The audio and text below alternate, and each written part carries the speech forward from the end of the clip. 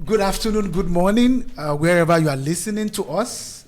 Welcome once again to the Grind Path. Thank you for joining in. And today, our conversation is about handling termination well in Germany. I am your host. My name is Olabisi Akande, and I have a very important guest with me today. His name is Mr. Kazeem Ojoye. As you all know, on Grind Path, we often discuss grind, and grind is everything that we do, our work, our businesses, our career, family, and everything. It's all grind. And the important thing is to be able to learn from the journey of everyone, so that no one is trying to grind in a silo. It's always good to always leverage on the knowledge of others. So I have a very important guest. His name is Mr. Kazeem Ojoye. I'll introduce him as the chairman of the Nigerian Community in Bayern, and he's also going to give us more introduction about himself. Welcome once again, Mr. Kazeem Ojoye. Thank you so much, Mr. Akande. I'm very happy to be in this program. As he said, my name is Kazeem Ojoye. I came to Germany in the early 90s. I studied and went to secondary school and higher institution here in Germany. And I've been working since around the time I came in. So I've worked like around 35 years here. So that's a very long time. In comparison to me, I've only been here for 5 years. Oh my God. And right now, I'm also, since 2020, the chairman of the Nigerian Community. I also have a youth organization called African Youth Enlightenment Empowerment for Self-Sustainability Initiatives, called IESI. And thank you so much for having me here. Yeah, thank you for the introduction. So we go straight to the topic: handling termination well in Germany, or basically getting fired in Germany. Getting fired is not a topic that is funny, but if you know some things, it becomes easier. Have you ever been fired before? That's a very funny question. I can tell you I've never been fired before here in Germany. I've always go before the time. And I've always leave the work at the right time. When I'm seeing some signs or when I'm just no more comfortable, I will just leave. And it has been my luck, I would say. I've never been fired. That is a very long streak of luck. But okay, let's take it this way. Getting fired in Germany, I would like you, if you can help to make an explanation. I think from what I learned about it, there is outright firing and there is a kind of mutual firing. Will it be correct? I think they call one the Kündigung and they call one the Aufhebung. Yeah, Aufhebungsvertrag. Yeah. I mean, I can say I had experience in that area where my employer just called me and told me he wanted to give me an offer, like I could stay home for a whole year. Okay. And they will be giving me my salary and I don't need to come to work.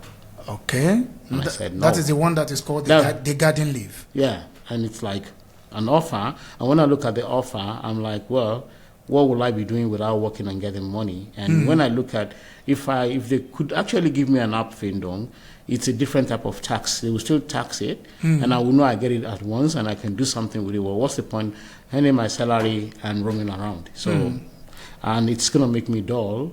I was even thinking of leaving the country, going to another European country, and still earn the salary, but that would be double standard. So I just said, no, I don't want that. And I had my way. I mean, I've always worked in big enterprise, which are very careful about rule of law, about firing, about termination. And also, very, very important, if you want to work, make sure you are working in a company with a workers' council. Very important. Okay, we are still going to get to workers' council. You used a word earlier, which is Abfindung, which some who might not be German speakers might not actually know what it means. Yes. But before we even get to Abfindung, you mentioned something earlier where you mentioned that you were given like a termination contract and not an outright termination. Yes. Would that be correct? For somebody who is termination offer. A termination offer. It was still an offer at the time. And it becomes a contract when it is signed, right? Yes, but I didn't, and they had to wait on me. I mean, I also did some work with Workers' Council, and later on, I got a good contract from the employer. Okay, so to take it to break it down, what a Worker Council is and every other thing, it will actually sound strange for somebody coming in from Nigeria, or somebody who already had work experience working in Nigeria, that you might not actually be fired outrightly, but you are given a termination offer. That is something that is not common. That is something that is not common. I'm not sure there are many parts of the world where they actually give you termination offer. Yeah, it's because in Germany, when you get the job, you are given probation time. Okay. And once the probation time is over, you are a full worker. And as a full employee, you are guided by some laws, strict laws. Germany is a social country, and they want everybody to be comfortable. If an employer can just fire anybody outrightly and anyhow, there will be a lot of people outside without jobs, and there will be some kind of unorderliness and a kind of cheating, and people that feel cheated also can go against the law. They can do many things. So they take care of everyone, and in that sense, it doesn't. I mean, Germany was a country controlled by some bad parties before forcing people to do things and they call it Arbeit. Yeah, and Arbeit and all this. And so Germany is very careful after they start to really build to make sure that they have this fairness in everything they do. So it is also part of fairness. That is something, I mean, especially for somebody who is, you might have had some work experience in Nigeria. I mean, you've lived somebody could like an half-life. I mean, if most people live up to 70, you actually live. I mean, I work in Nigeria to have some experience with working with the federal government in Nigeria. I work with the local government. Before you moved here? Or? Yeah, before I moved here, I work with the local government and then with the federal government before I left. So for somebody who is like just coming into Germany, he might never have heard of this before. Actually, I did not know this until maybe my 50th year of living here. The only thing I know is, yes, you could get a job and you could be kicked away from the job. You could be fired from the job. I mean, it could happen. But the idea that you could have a termination offer, which is based on the premise, because I think the way work contract work in Germany, you have a permanent contract. And after 6 months, you have a permanent contract. And it's also possible to have a contract which is a time-limited contract, which is like a 2 years contract. For a time-limited contract, does it also have a probation time of 6 months? Of course. Okay. One thing you need to know about probation is that it doesn't take anyone out unless it is written in your contract that you could do something like that. Also, you could have a kind of, before you start work, before they give you the contract, tell them, okay, I don't want to be in a 6 month probation time. I want to be in a 5 or 3 months probation time due to this and this and that. So it's possible to actually negotiate that. Of course, I had a job whereby they needed me immediately, but my former employer cannot leave me immediately. And the new employer has to wait 6 months before they can take me. Wow. Because of the time I've spent in the other company. I've spent more than 10 years. So they can't just, I can't just go. I can't go after 2 weeks, and then the other employer needed me like tomorrow. And I had to like find a way, to talk to my present employer and future employer to say, okay, what can we do?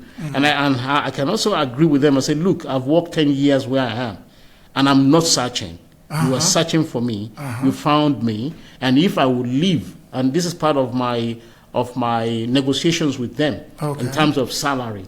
If I would leave a work that I've worked 10 years, you need to be able to offer me something. Of course. Because in that particular job, if I would leave that job and get Abfindung, I have to get a certain amount of money. I have to mention that Abfindung actually means severance payment. The severance so which payment, is the money you take, a kind of money for inconvenience, right? Yes, something like that. Like you work a long time for the company, money for inconvenience, for terminating and stuff like that. To just make you feel happy to go and not start fighting with them in court or things like that.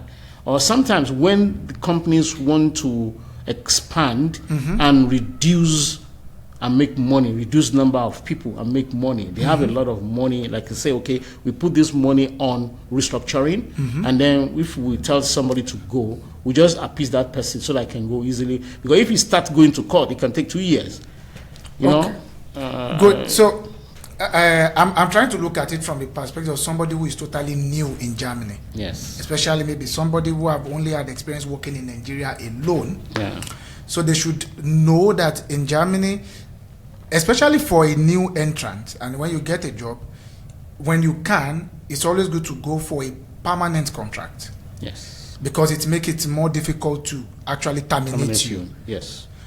And because for somebody who is new in the country, they would also want to try to get some other type of visa that make them to stay in the country for long. Yeah. So getting a job that give them a permanent contract, even though the permanent, I think that permanent is like when you say a permanent secretary in Nigeria. It doesn't mean you are permanent there forever. You can still be kicked off. Exactly. But the permanency of it is that it makes it harder for you to get kicked off. Exactly. And what one needs to really be careful about what contracts are, termination time. I mean, the old contract, you need to read it properly. You need to read everything. It may be 10 pages, 12 pages. Just make sure you read it properly and you understand it. You may even tell them to give you an English version of that contract. Okay, you have the rights to ask them. You can ask them if they have it. I mean, if it's an international company, they will have. They will have it because it makes it easier for you to understand. Even in some English termination that are legal, you may not find it easy to understand, but you can give it to a practitioner, a lawyer, to say, please help me look at this, you know. And you may even take it to a job agency and tell them, look, I got this contract and I don't really understand, because they might hide a lot of things inside that contract. It is only when you want to terminate or when you want to go, they will tell you, but you signed this. That's interesting. So it's possible to actually go to the job agency and tell them to help you review your contract. Yes. That is totally new. I mean, you can tell them they don't want you to be jobless. So and when you get a job, you can also look for help in that area and say, please help me overview the contract I got. Interesting. Yeah. But will it not be the challenge? You know, the official language of business in Germany is German. It's German, yeah. That's why I'm saying if it's in German, you can tell them to help you. If it's in English, at least you will understand to a certain extent, especially the areas that you want to actually look into. Say, okay, termination. What can happen? How is it handled? You know, I think most thing that you should be careful about is first the contract, and secondly, make sure that you are in a company that has a workers' council. It's really very important. And there's a rule to workers' council in Germany. Any company, I mean, to the time that I know, maybe it has changed. Worker council, is it a kind of SUG? Yeah, something like that. Yeah, it's a workers' union. And every organization that employs more than 20 employees, the employees themselves has the right to start a workers' council. A workers' council is like a government of workers that have the interest of the worker in mind and liaise with the employer. So mostly these one-man businesses, they will not have worker council. They will try not to, even if they have 50 people. They will try. They will make sure nobody is trying to, start a workers' council. And when they see the view, they may try to give that person offer. Would you like to leave the company? Would you like to go? Or will you get more money and stop it and things like that? Especially somebody who is new into the country will not be able to do that. But they can't stop it. They can't stop it. So what they always do is make sure that contracts of people are maybe not permanent, or they have a lot of students that has maybe 6-7 months, or a lot of part-time workers. So whatever you start, you can finish, and then once they know this, they put you in the list and things like that. But big enterprise can't do it. They must have the workers' council. And most people don't even know that there is a workers' council, and that's most important, to know that there is a workers' council. I've seen somebody that got employed from Lagos, Nigeria, by big organization in Germany, like Siemens and BMW and things, and he got here, and after like 5 months, his job was terminated somehow because they wanted to put him in a different department from what they have in his contract. And he signed. What they always want you to do is just sign. And if you're signing anything they give you to sign, like I said, find somebody to help you read it. This guy signed it, and then his job finished after like 5 months. A month before it will be permanent, and then they were telling him to go back to Nigeria. I mean, go and look for a job, 3 months they will give you, and then you leave the country again. Wow. Somebody who was employed right from Lagos. That can be totally unsettling. Yeah. That can be totally unsettling. So, in terms of handling termination, well, one should know the options that they have. Yes. Most especially when you have the option of the termination offer, yes, which is called Aufhebungsvertrag. Yeah. I mean, you also have the option of taking even your job contract, not only a termination offer, to the Agentur for Arbeit, which is the agency that help you look into job. Like I mentioned, I think one of the things that affect some of us who are Nigerian expatriates, I'd like to use the word expatriate because when Oyinbo come to our country, we say expatriate, but when we come, we say immigrant. So, so we are expatriate. So the main challenge is because we don't speak the language. So we think like, if I go and approach the Agentur for Arbeit, I might not be able to get help. I mean, the first thing you do when you are looking for a job is the Agentur for Arbeit. But for you that already got the job, yes, while you are coming and off the contract, it's still good to go there to get more information about how job is in the country and whatever your employer might not even be able to tell you. It's good to go there, and it's good to actually register on their website. There are a lot of documentation, information on the website that you can read. And if you need an appointment with them, try and book one, or try and look for people that are already here in the country who are working. Join the community, where you can actually look for someone that has the experience, that can talk to you, that can help you, even if everything is going well, Especially when you get a contract, you need to get the contract read properly.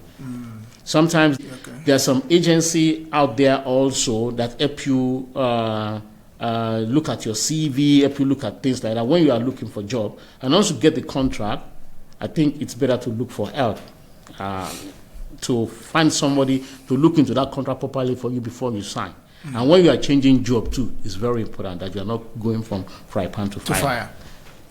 I would like to actually mention something, especially regarding to this termination, and in terms of the cultural differences between it. Okay. From where we come from, most of the employee-employer relationship, it's always this oga at the top. When they say this, I really can't contend it with them. I really can't challenge them. It is their job. It is whatever they say. But that is not the same situation here in Germany. No, it's not the same. One needs to know it. Here in Germany is a little bit different. Even you may be offending your boss when he's talking to you and you are looking on the floor. Okay. You might actually already be offending him. Okay. And he might even be thinking, oh, this guy has something against me. He can't even look at me in the eyes. Okay. German look at you in the eyes, they even know the color of your eyes. They want to see it. They want to see your reaction. If you would be white, they want to see you blush. They want to see your colors of your face change when they talk about something. But we black people, they don't see it, so at least they want to see your eyes. And when you are like, oh, God, this and then you are talking, they'll be like, that guy has something to hide. That guy is funny, So you need to look at them. So in those the are eye. the cultural differences. And also you need to be sensitive, because German people, they go straight to the point. You understand? Not diplomacy. Yeah, they will tell you. So once they have been telling you things, take it serious, especially if it has to do with work. Take it serious. And don't take it like, my guys. Sometimes, in documentation and in the law, it says if they will terminate you, they must have given you a letter of warning. Okay. Sometimes in your contract, it might be there that they have the right to give you verbal warnings. And you don't know, and you have signed it. Depending if your work has to do with verbal whatever, or find a way of making you agree in a verbal conversation that is recorded or that was recorded, and then at the end of the day they said, but you said, or a witness is around. There are many things that you need to be careful about. So anything that has to do with job, you have to be careful. For me, I take it serious and I don't mix. One other thing is your employee, how can I say, employer. your friends at work or your mates at work, colleague. your colleagues, they are not your friend. Yeah. They're not your friends. Even though they laugh at you, they say at this office we are a family. Together. You might even be privately going to cinema. They are not your friends. It is very rare that they are really your friends. So try to, as much as you can, unless maybe you have one that is really before. But if you know them from work, and if you are working, even if you are not in the same department, they are not your friends. I think that is one. Cultural nuances are very, very important. Yes. For us, where we are from, when we say like this person is my friend, is my friend. Yeah. In fact, I'm not even sure that in our language, even though we might have a word for acquaintance is just somebody I know, but not that is my friend. I can now call it, I can call friend. But in this part of the world, they actually take those distinction very seriously. Of course, it's serious. They take it very seriously. Yeah. You are just somebody I know. Yeah, you are not my friend. You are not my friend. There's distinction to it.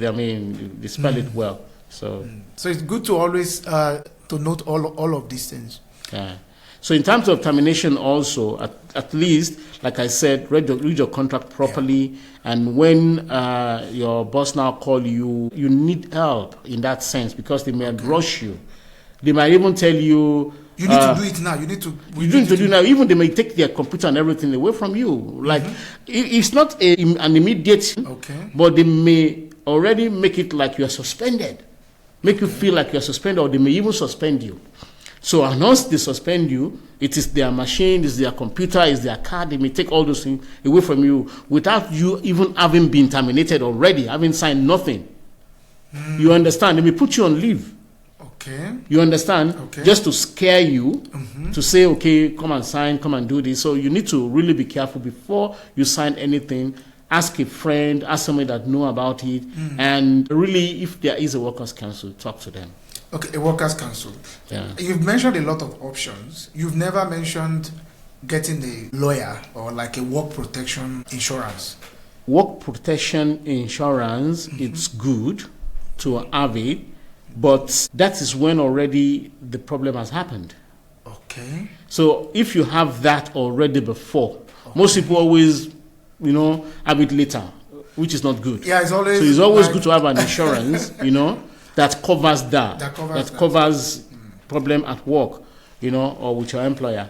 So if you have that, immediately you talk to your lawyer, and then the lawyer will start handling it before you even sign anything.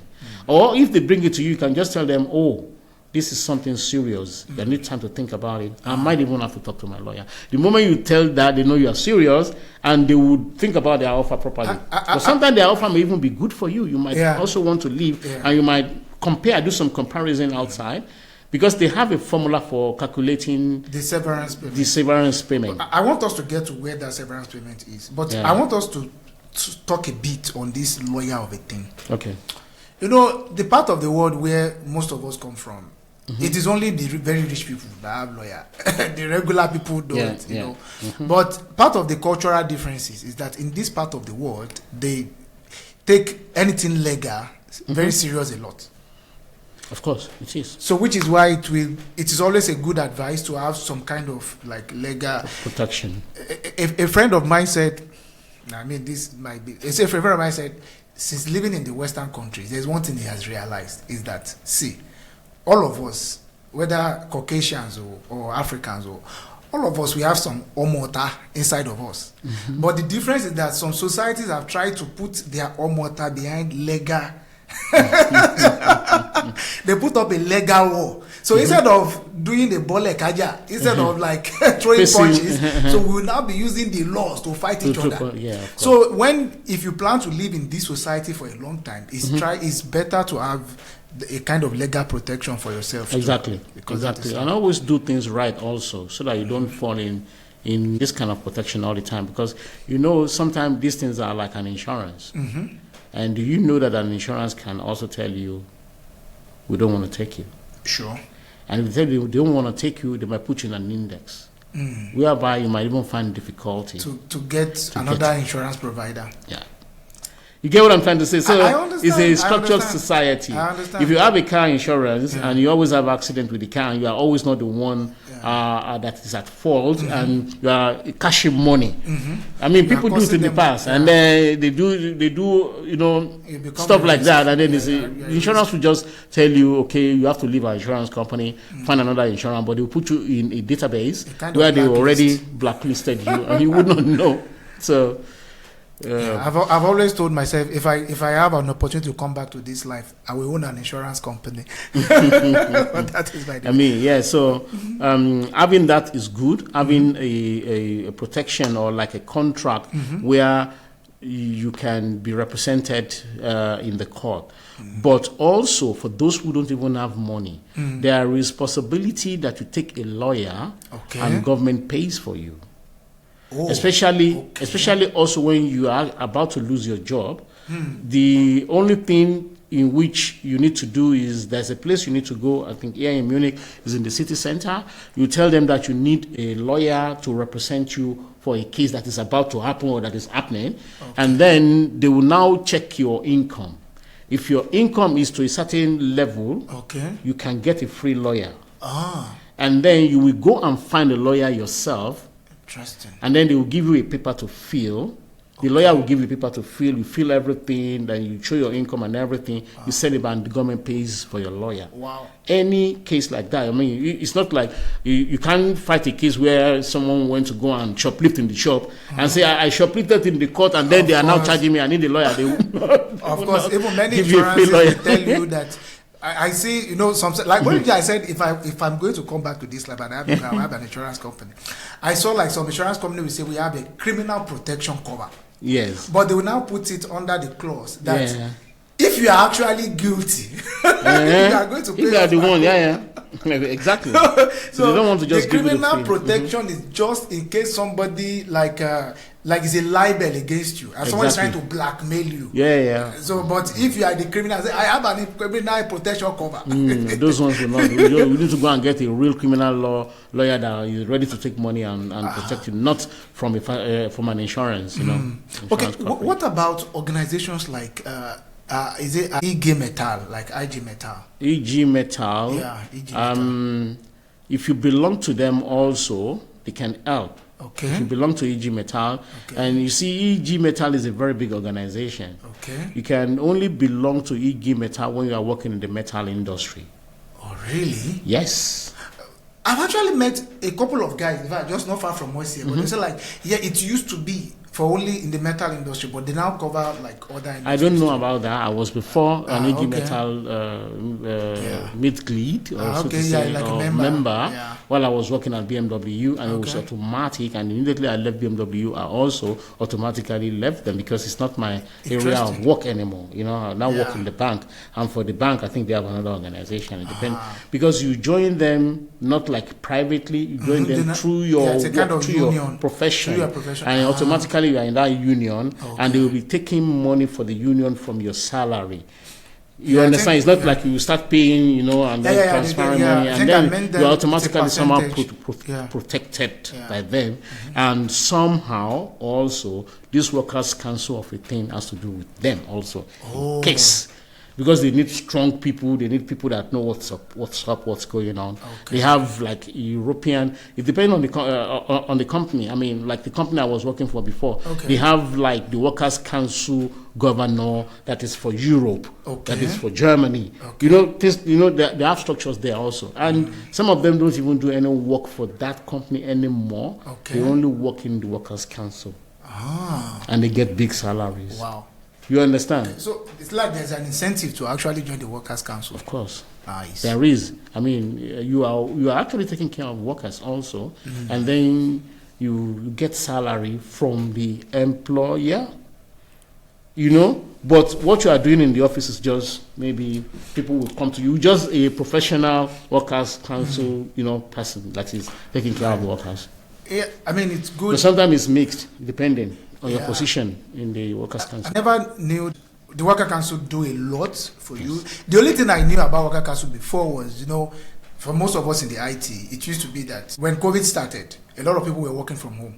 And now that COVID is no more, the only thing for me, for example, the only thing I know in my own company is like, the worker council, the worker council is asking, should people come back to work? So I was like, who are these worker council? They just want people that know they want people to work from home.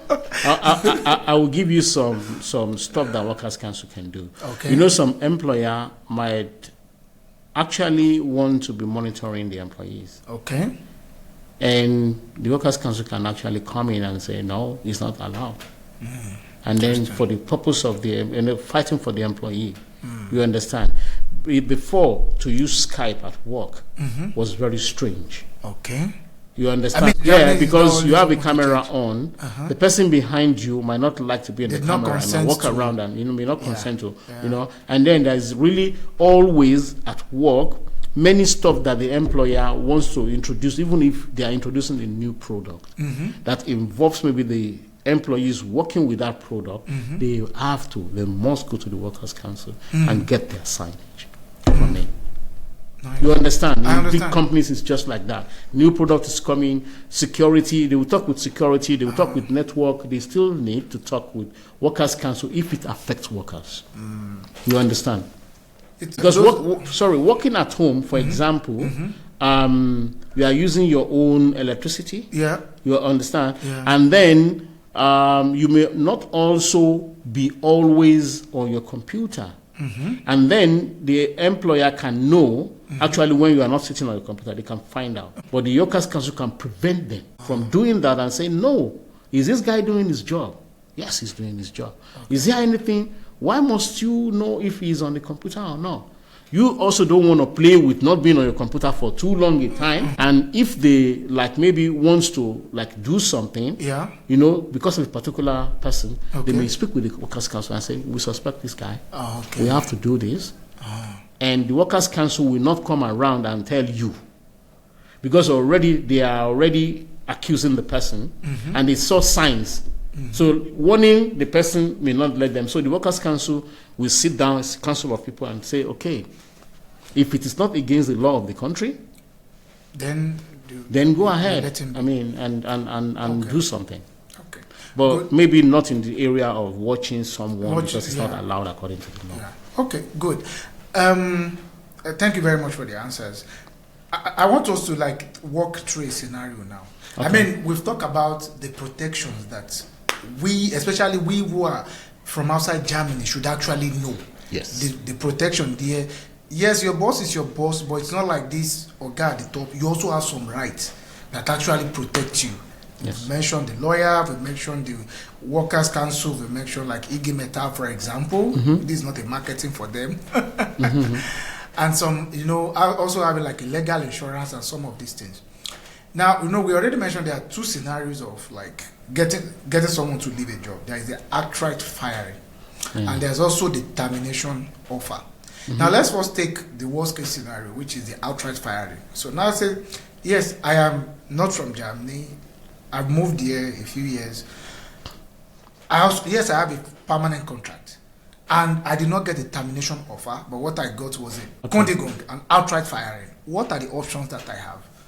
I mean, before the company will fire you outrightly, according to the German system, they must have a reason. Okay. And that reason might not really be because you are at fault. Okay. You understand? Okay. You may not have done anything. It might be restructuring. It might just be they don't even have money, or they want to close the department, or they lost a product or project, and they said, okay.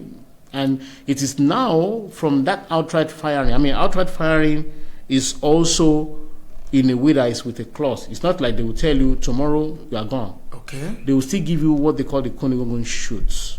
To say in 2 weeks, if the Kündigung shoots in your contract is 2 weeks, they say, okay, you are leaving the country in 2 weeks. It's actually an outright firing because they didn't give you any option, they didn't give you any offer. They say, we are closing this.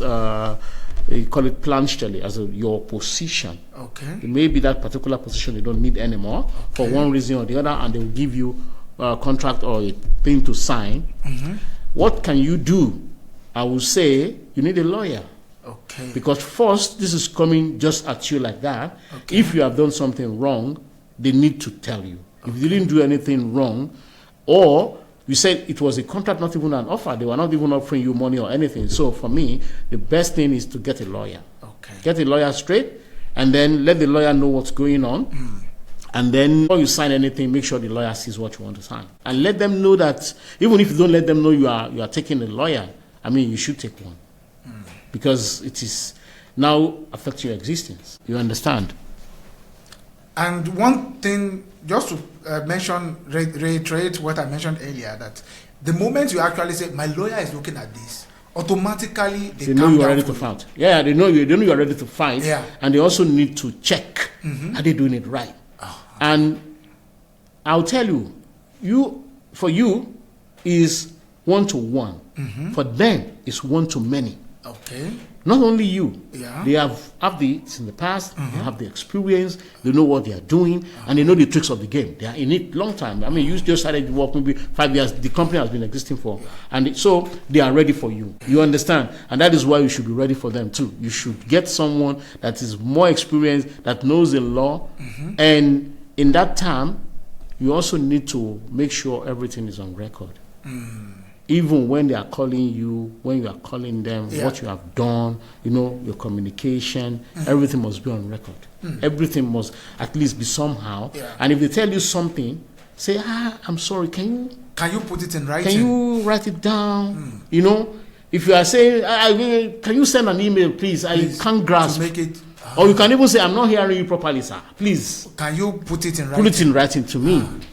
Someone also told me that it's also possible for you to, like, for example, whenever you send any email communication to them, you can also tag, maybe for example, your wife or your husband. Is that you can BCC? You can BCC. You can BCC somebody else to make sure. Somebody. You can BCC somebody else so that somebody else is in the. Okay, you can BCC your lawyer. You can BCC your family. You can BCC another email account of yours or something, just to make sure that you have it on record. And always put red receipt also. So they don't. So you know when they have read it, or if they read it and they purposefully not wanting you to know they read it. And if you put a read receipt, it will pop up. The person wants to know that you have read this thing. And then if they click OK, you will know read at what time, and it is read. And if it is not read, then it's either it has got into the spam, or that person didn't want you to know he has read it. Okay, that is the case for outright firing. Yeah. Okay, there's a question I wanted to ask, but we'll ask this after, which is about, like, at what point do you go to court? I know there's one thing getting a lawyer. I learned there is a is it the Arbeit court or Arbeit Gericht? There's Arbeit Gericht. Special, yeah. This is special court for. Yeah. What are the scenarios that could actually take you to the Arbeit Gericht? Both of you don't agree. Okay. If they want to terminate you see, there is a way termination works that you have to be very careful. Okay. I mean, there are some wordings that they put in your termination contract that you may not be able to get support for the Ministry of Works or Ministry of Arbeit, the job agency. Job agency will not pay anything, and that means you are on your own right from the time. You understand? They won't pay you. That gave me a very, sorry for the interruption, but that gave me a very something that I actually experienced myself, which was like, I got a termination offer. And the first paragraph of it said that this termination is a mutual agreement between the employer and the employee to terminate the work relationship. But until I got a lawyer who said, like, the job agency will not like this type of wording. Because you agreed to be terminated? Because you actually agreed to it. So part of you getting a lawyer is for the lawyer to be able to say, hey, can you reward these things? I mean, these are some of the things that we should know, especially as expatriates. Expatriate, yeah. Who did not grow up in this system, to know that you have the right to tell them, can you reward this? Even if you agree to, let's say, them giving you Abfindung and giving you things like that, if you really in your heart did not want to stop that job, because you may tell them to just reward it. We agree that you pay me, we agree that you do this, but it's not mutual. It's not mutual. It's not mutual, and it's not according to what I want. You push it on me, I have to accept it somehow. So a lawyer will help you with the rewarding to tell them. And there are a lot of ways that they write their words that legally it means different thing from what you are reading. You will translate it with Google, everything. It will be different thing. Only a lawyer can tell you, forget about it. When it gets to court, they will argue differently. Interesting. Yeah. And okay, maybe I should use this to get to that point where the kind of wordings that they use in the termination offer now can actually put you in a pause time. They call it a Speerzeit, which simply means, this is the point where I actually need to mention this before that, which is that, when we have mentioned the scenario where you are outrightly fired. Now let's go to the scenario where you were not actually fired, but you are given a termination contract. You still do the same thing. You get a lawyer. They look at they could mount pressure on you. Can you quickly sign? We would like you to sign this in 3 days. Tell them my lawyer is looking at it. They should take the pressure, because some are like, hey, they are giving this, and especially the language too is a kind of strong language. It's a very strong language, and I don't even, especially when you don't even understand the German language. Yes. I man, I don't even know. And some of us, when it happens, some of us feel like, man, the world is coming to an end. What is all this? Coming down. So it's good to actually know, especially when you have a permanent contract. You cannot be outrightly. I mean, in most cases, you won't be outrightly fired. And when you are not outrightly fired, in most cases, you have the option for maybe a garden leave. You have the option for a severance payment. Yeah, I mean, it's they would decide all that. But you can also negotiate it. You can tell them that but if they don't want to give you any Abfindung or anything or any severance payment, there's nothing you can do about it. If they don't have the money also, there's nothing you can do about it. You will tell them what you want, and then you come up to an agreement. And like you said, where do they now go to court? It is when the agreement doesn't, when you cannot agree. Yeah, you cannot agree. Then you have to go to court. You can tell them, look, this thing that you are doing, I think it is because of this and that, and I don't agree with it. I may not even find work. And they may build something in it that, And one other thing that you need to remember when you are getting the termination before you sign anything, get what they call a work certificate. Called the Arbeitszeugnis. Yes, get it first. It's very important because you need it for the next job. And once they have do a lot of things, once you have signed, that one also needs to be shown to a lawyer. Because there are wordings they will use there. They may use, this guy is coming to work every day, It may mean that you are coming to work every day, but you are not punctual. It may mean differently. They may even use punctuality is you are good in punctuality instead of using you are best in punctuality. So the other company will already see that instead of being the best, you are just middle in being punctual. And for them, they know that if they actually have to mention punctuality and put you in the middle, it may mean that you are not punctual. But is it that, like other employers that want to employ you, does this Arbeitszeugnis, which is this like a kind of work testimonial, does it really weigh heavy when they are thinking of employing you? The reason why it weighs heavy is, if you look at Germany, is a country whereby even if you have 10 certificates, 20 certificates, they don't really care. What they care about is what can you do. It is only an Arbeit testimonial that shows what you can do, what you have done, what you are capable of. It's like telling you, they don't really ask you to go and bring guarantor or somebody that knows you in Germany. Go and bring, what do they call it? To go and bring 3 people that knows you or something like that. Or something. Yeah, they don't ask you because they know your employer that you have worked with before knows you, can say more about. So go and bring your Arbeitszeugnis. They may not even ask you, but if you don't give them, they know that you may not have. But if you have, it's something to be proud upon, to say, okay, look, I worked 5 years in that company, and this is what they say about me. And you need to be careful that they are saying good things about you. Mostly they will ask you. And some German company doesn't really even look into your certificate and ask you. Because they know that if you have worked before, that company must have checked it. They have checked it. They may have now have a time for auditing and ask you to bring it. But most especially, I can remember I'll just give them a copy of my certificate, and that's okay. They will not say, go and bring the original. We want to see the original. Go and bring this. But if you give them your Arbeitszeugnis, they look at that more. Because in the university, what you study is what you study. You did the exam on it, but it's not what you do every day. Yeah, that's true. So this country is much more on what you can do. So that's why it's important. Not just the certificate. Skills over certificate. Yes. Another thing I have to mention again on this Zeugnis. Yeah. It is not only when you are getting a termination that you actually need to get a Zeugnis. Sometimes you are also leaving the job. Yourself, yeah. And when you are leaving, especially when you ask them to give it to you, they will be thinking you are leaving. But you can ask and make sure, tell them that it doesn't mean that you are leaving. Yeah, but mostly when you ask for it, they know this guy is thinking about leaving, and they may start giving you off. I mean, in my job, I did some movement, and they were like, they just gave me loan at home, you know. Like a salary increase. Salary increase, you know. I'm like, why are they giving me salary increase right now when I'm thinking of just leaving them? Because like, okay, maybe they sense that this guy might leave. So okay.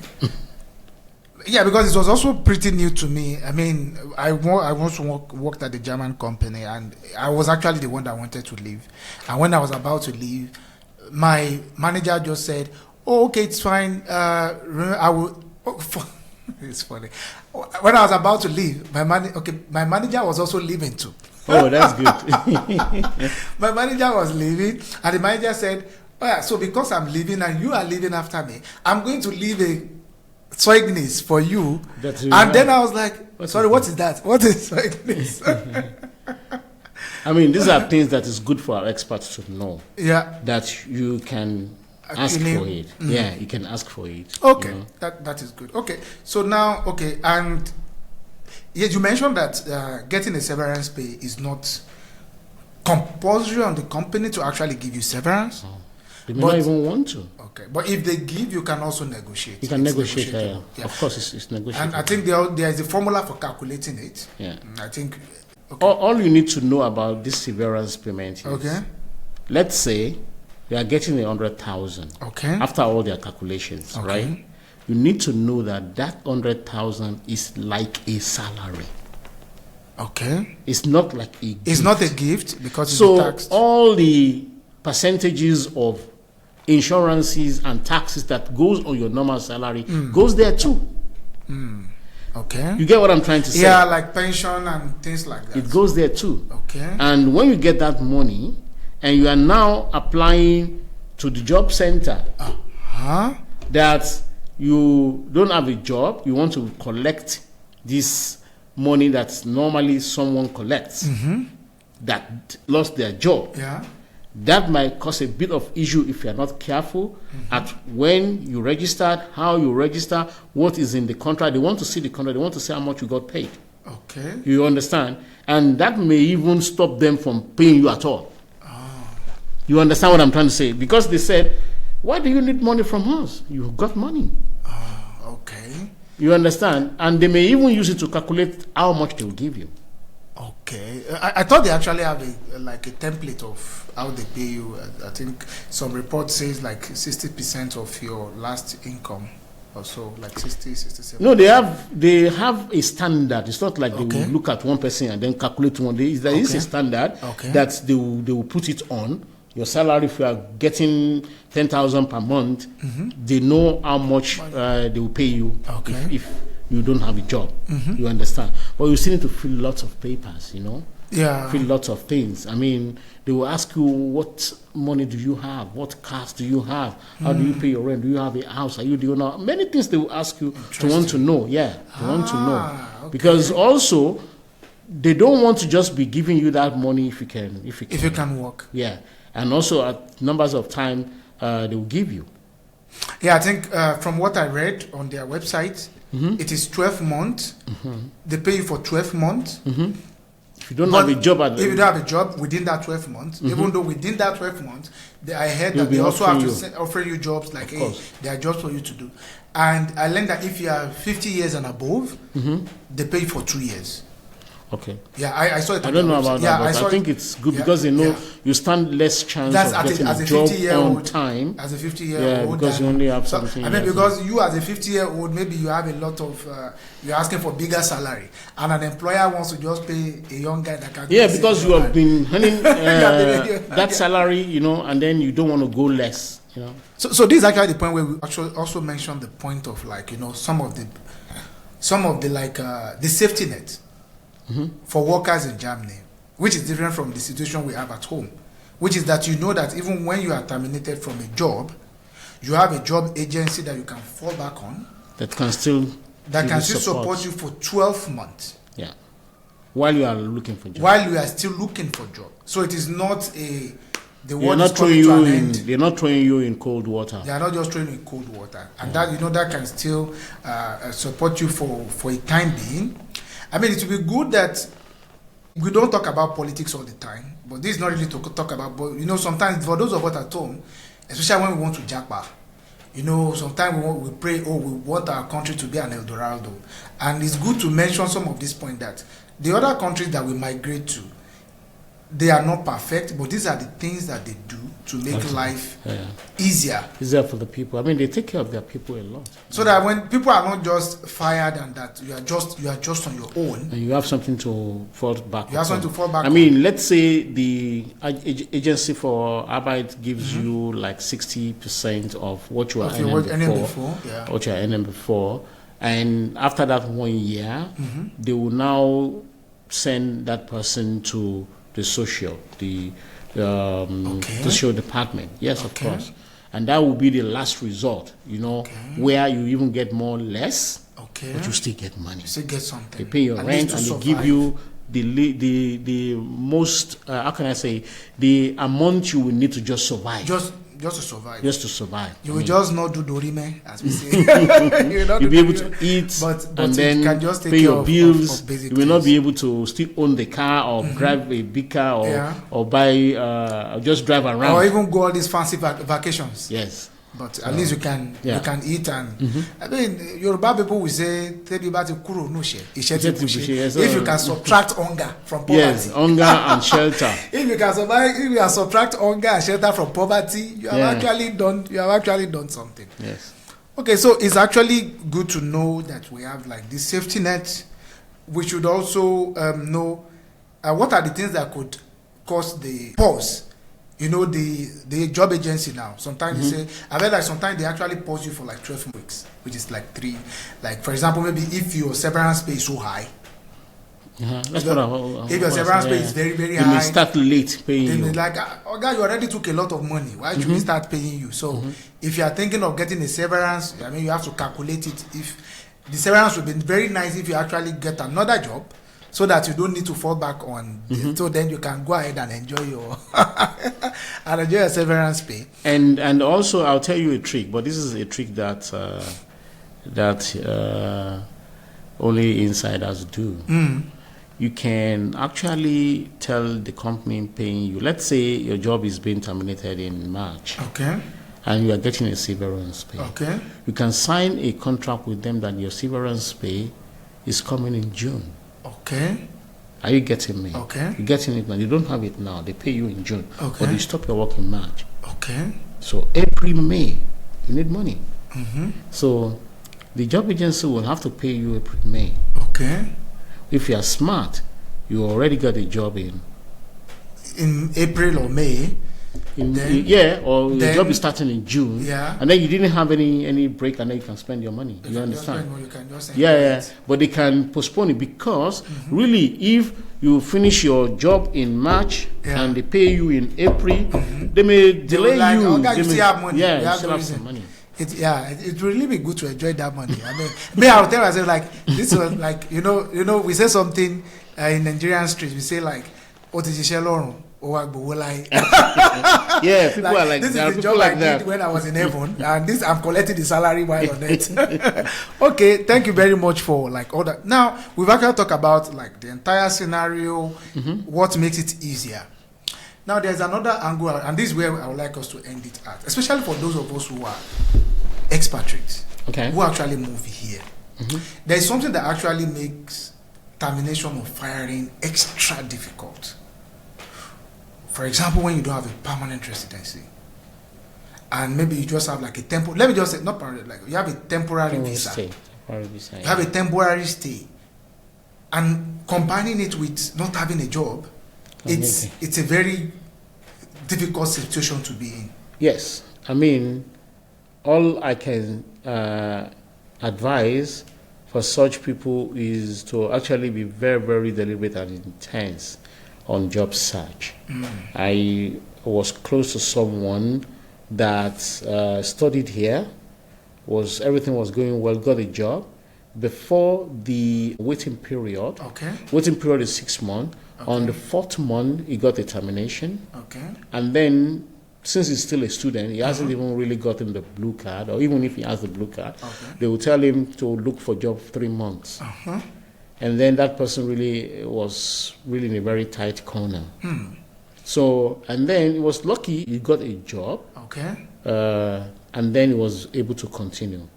One thing I want to tell our expat and expatriate is that particular job agency we were talking about, if you lose your job before a certain period, you may not even get anything. You must at least have worked for more than 9 months to be entitled to that money. I think maybe like 12 months actually. Might be 12 months now. I think it's Before, 12 now. it was even 6. Wow. So what they are trying to do is to try to prevent, even though you have paid this work insurance, there's a work insurance pay. I actually forgot to mention that point, so that people don't think that work insurance, free paying money, other, you are paying it just like you are paying for your pension, also pension fund. You are paying to the pension fund. You are actually paying into the fund of if you lose your job also. Despite that, they still want you to have worked a year, like you have filled the cup of that thing before you start. Collecting. So, and some employers, they may target you also and make sure, especially they always target the time before the probate side ends. The probate side also to kick you up, because they have the right. They can just say we don't have a reason, but and one thing that they do that our expatriate needs to really be careful about is the employer may just need 2 people, right, and they will employ 4 or 5, and test them out. Interesting. I've done for someone I know. So he told me, and then there is now competition among those new guys. Man, that's a very. And then they started, doing bad things to each other, like reporting each other, like it's now fight to finish. That's a very toxic. That's a very and then they will just be kicking them out before the. And then the last one, he was the last person, and they kick him out like in the 5th month, going to the 6th month. He was like, oh, this guy is gone, that guy is gone, that guy is gone. Maybe they will take me. We are 2 now, and they kick him out. Wow. Because they need only 1 person and they employed 4 people. Wow. Just to look which one is better. I mean, it's not right, but there's nobody you can complain to. They may say they need 4 people and those guys were not good. So one needs to be careful about such job also. I mean, you can ask your employer also. One thing in Germany is you can ask them any question.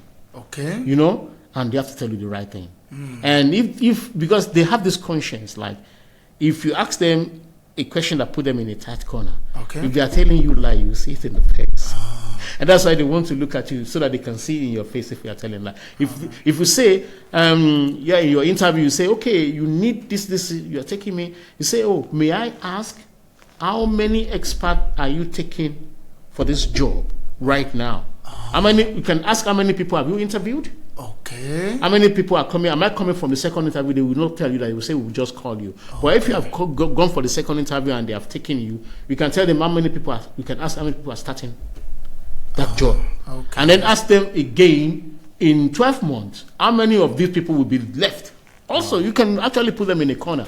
Interesting. You understand? And if then you will see in their face, then you will know how to. Because sometimes you have 2 yeses from companies. And you want to know, they want to. This one pays more, but the job is secured. I mean, this one pay more, they pay less, the job is secured. The one that pay more are not really sure if they will need you forever or they may even say we just need you for 1 year when the contract we can. And then you will look at 100K, 200K for 1 year. maybe I should take that one. This one pay me 80. This permanent, but 80, 100. Maybe they will increase, but that is maybe. If you didn't increase, you might have even spent the money on many other things and then you need job later on. So one is to be careful. And you can really ask them many questions. Only just don't ask them nonsense questions. That doesn't make sense. Okay. Thank you very much for all the wisdom and the knowledge that you shared. I hope that this is going to help our listeners, especially in navigating this situation, because it is not a funny situation for anyone that finds themselves in it. And that will be all on this episode of The Grind Path. And watch out for our next episode on The Grind Path. And if you have any question on this topic, you can put it in the comment section. And there's one last thing I would like to say before we go. I would also like Mr. Kazim to also mention maybe a last thing, but for me, there's one thing I would like to say. For most of us expatriates, when we move to these countries, we still like to work in silos. We actually have like organizations like the Nigerian Community, for example, and it's not so nice that we only look for these communities when we are in trouble. But when things are nice, let me just enjoy myself. But the day I'm in trouble, hey, please, don't we even have a community here that can attend? And the day that you have your problem solved, you are gone again. I think these are also some of the things that we expatriates have to actually work better at. So what's your parting word?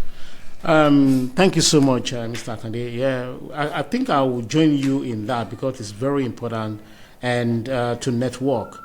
Many of the people that called me when they were terminated, normally, I don't know why, somehow, about 4 people called me this year, like last month and month before the last, about 4 Nigerian that, from different parts of Germany called me that their job was terminated. Wow. And some of them were one even worked only 2 months and his job was terminated. I'm like, are you really sure? He came directly from Nigeria. He was employed. And in that city, they even paid him. They paid him he worked like only 1.5 months. Okay. And that city supported him for 3 months. Wow. Paying him, this is Arbeit something, They paid him like the Arbeit Losengeld. Okay. That city paid him like social. Not Munich. And then after 3 months, after that money is about to stop, is now when he called me. And they told him, what do you want to do? What do you want to do with your stay? You need to change your stay if you can get a job to something. Maybe you are now a student or something. Else you have to go back to your country. It's 3 months now. You need to get a new job. And they paid him. That's why working for 1 month. Normally we said it's 12 months. Yeah. But they paid him. So, but like you said, he came too late. And then there are many options you could have done, but it is just too late. It's just too late. So when I'm already now seeing a bit of change. Okay. I've seen like in the last 1 month or so, like 2-3 new people coming for job and contacting the Nigerian community. Oh, that's so good. I will actually really clap for those guys. That's good. They're smart and they're thinking well, and we are actually putting them in our community. And if they have any question, they can ask us. So thank you so much. Okay, good. Thank you very much. And and I hope that when we call on you on another topic, we can do it part 2 even. Okay. Thank you very much. Yeah. Goodbye. Bye-bye. Bye.